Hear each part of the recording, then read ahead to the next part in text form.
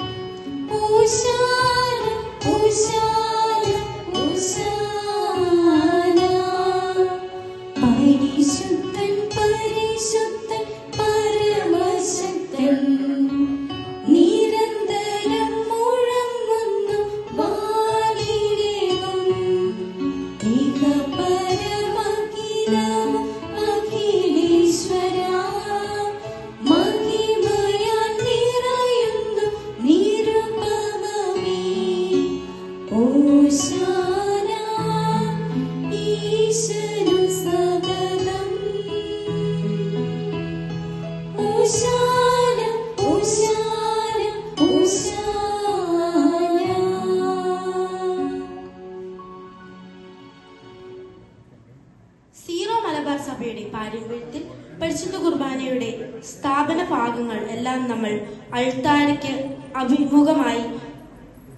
അഭിമുഖമായിട്ടാണ് ചൊല്ലുക. എങ്കിലും ഇവിടെ മറ്റുള്ളവർക്ക് മനസ്സിലാക്കാൻ വേണ്ടി മാത്രം നമ്മൾ അത് കാണിക്കകളെ ഫേസ് ചെയ്തുകൊണ്ടാണ് കാണിക്കുക.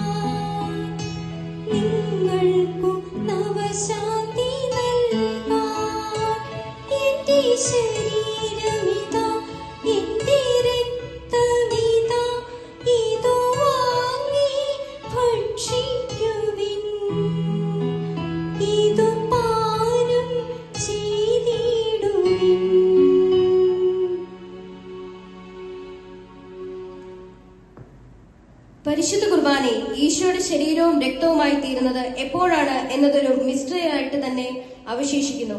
എങ്കിലും അത് പൂർത്തിയാകുന്നത് പരിശുദ്ധാത്മാവിന്റെ ആഗമനം വഴിയാണ്.